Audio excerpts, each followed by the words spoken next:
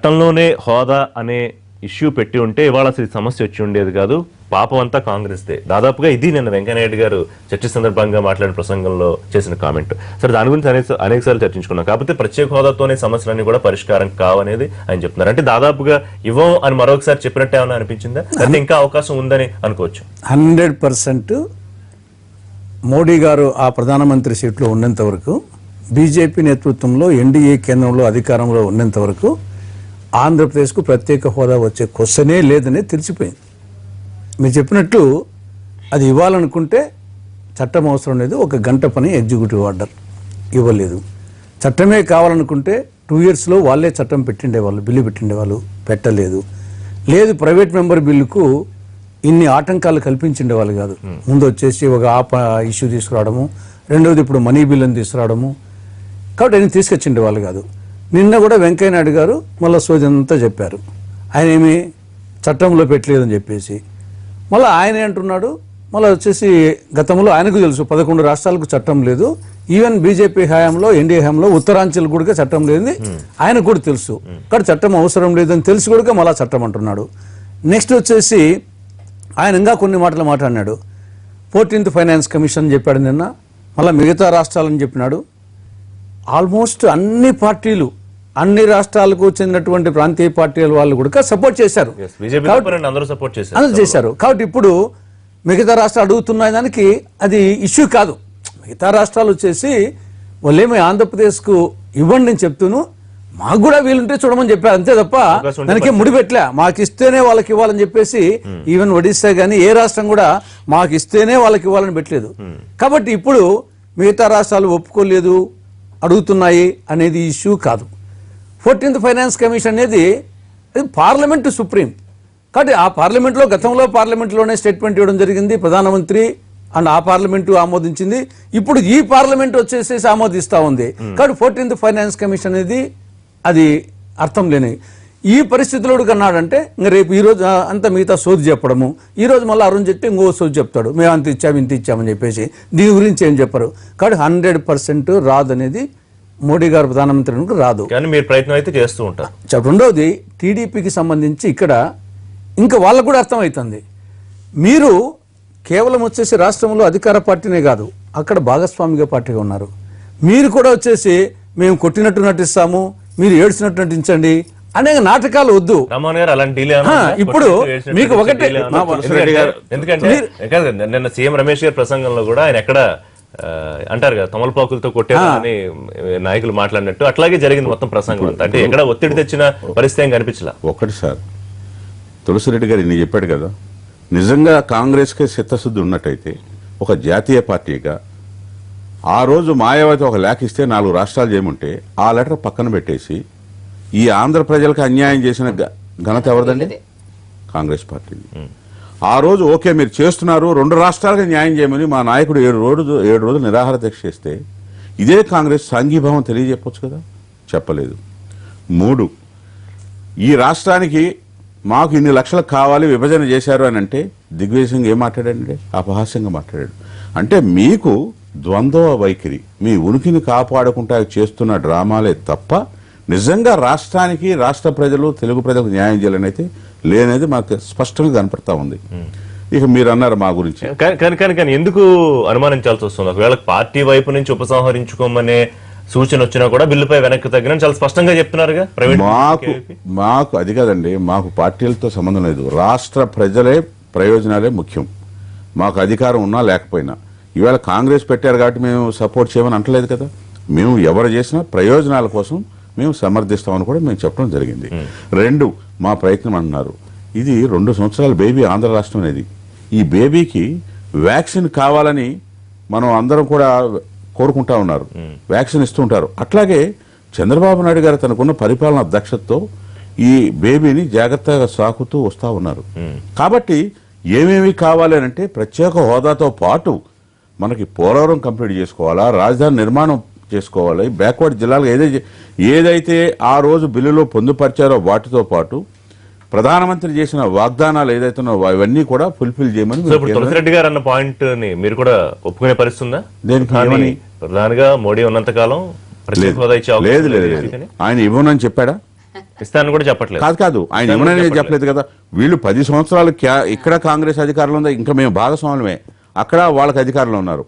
వాళ్ళు ఈవేళ ఈ రాష్ట్రం కానీ దేశం కానీ ఈ విధంగా ఉంటాక కారణమే కాంగ్రెస్ పార్టీ. కాబట్టి ఇప్పుడు కాసేపు అనుకుందాం రామన్ గారు, కాసేపు తప్పు చేసిందే అనుకుందాం కాంగ్రెస్ పార్టీ, సో వాళ్ళు ఫలితం అనుభవిస్తున్నారు. మరి అలాంటి తప్పే మళ్ళీ రేపు బీజేపీ చేసే అవకాశం లేదు. అందుకే చెప్పా బేబీ, మీరు ప్రభుత్వం నుంచి ఎంతకాలం ఉంది, 2 ఏళ్ళు, అంత అసహనం అయితే ఎట్టకండి. మీరు ఇవ్వండి, ఓకే, ఎన్నికల టైంలో ఎన్డీఏ చేయలేదా, వాళ్ళు చెబితే వాళ్ళని శిక్షిస్తారు, మేము చేయలేదా మమ్మల్ని శిక్షిస్తారు. సో వెయిట్ చేద్దాం అంటారా? నేనేమంటున్నానంటే తీసుకొస్తూ ఉన్నాం, రాలేదనుకోండి. ఇప్పుడు తెలుగుదేశం కూడా మాకు పదవులు కాదు ముఖ్యం, మాకు వాళ్ళతో ఉండాలని కాదు, లేకపోతే వీళ్ళతో ఉండాలని కాదు.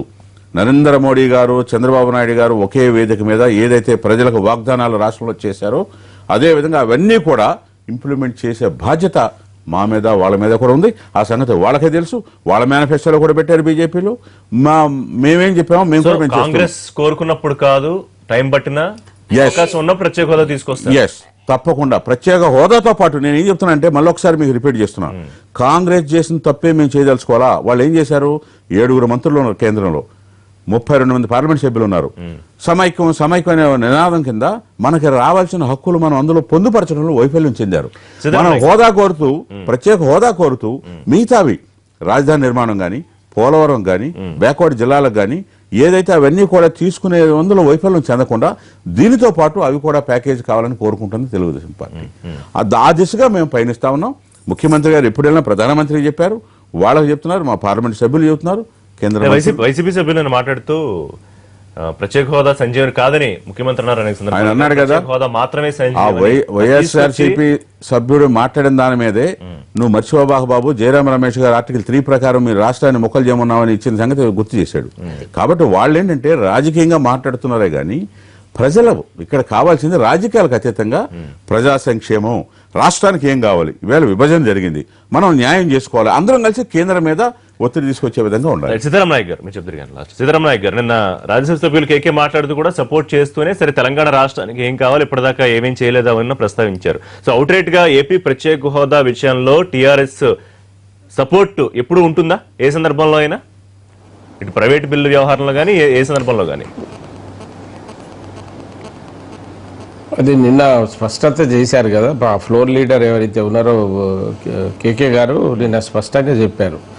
ఈ ఇష్యూ కంటే సార్ ఇది అనవసరంగా కాంగ్రెస్ని ఎప్పుడు నిందిస్తూ వాళ్ళు ఏదో ఆంధ్రకు అన్యాయం చేశారని అక్కడ ముఖ్యమంత్రి గారు పెద్దలు ఎవరైనా మాట్లాడుతూ ఉన్నారు.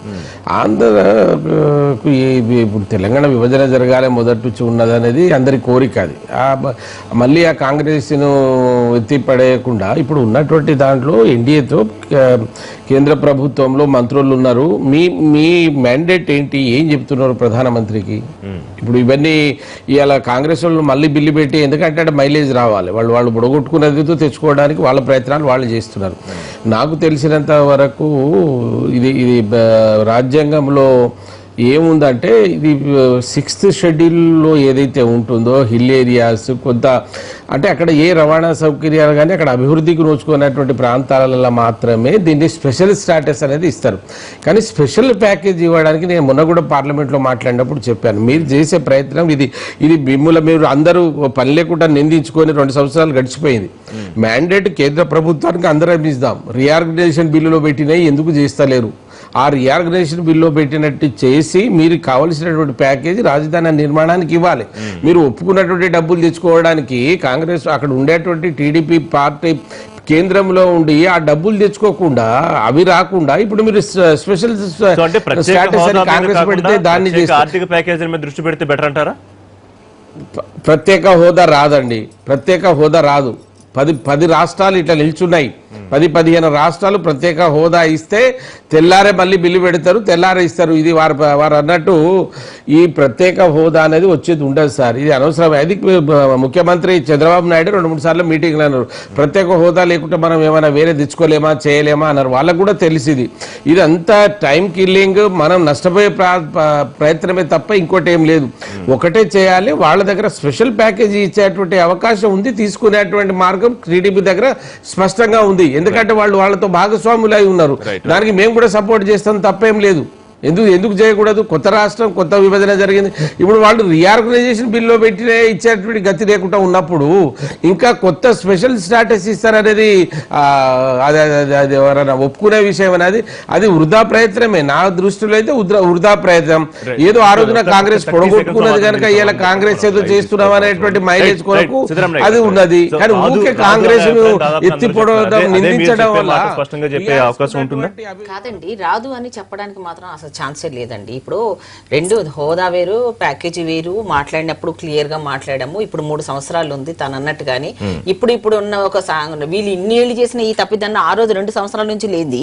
ఇప్పుడు ఏదో ప్రైవేట్ బిల్లు పెట్టి ఇప్పటికప్పుడు తేల్చండి అని పీక మీద కత్తి పెట్టేసి చేసేస్తే వీళ్ళు ఏదో బాగా దేశానంతా ఉద్ధరించినట్టు ఇప్పుడు వచ్చేసి ఇప్పుడు మా మీద ఇద్దరు అలయన్స్ ని విడగొట్టేసేయాలని ఒక కుట్రతో చేస్తున్నది తప్ప ఇంకోటి ఏం లేదు. ఆంధ్ర ప్రజలకి ఏం కావాలి అన్న విషయంలో కేంద్ర ప్రభుత్వం లెవెల్లో ఉండి వెంకయ్య నాయుడు గారు మాట్లాడిన ప్రతి మాటలో కూడా చాలా వాస్తవం ఉంది. ఈ రోజు ఏదో సోదిలు గీదిలు అనడం అది కరెక్ట్ కాదు. ఒక లెవెల్లో ఎవరు చేసినా కూడా ప్రజల దృష్టితో పనిచేస్తున్నాం మనం.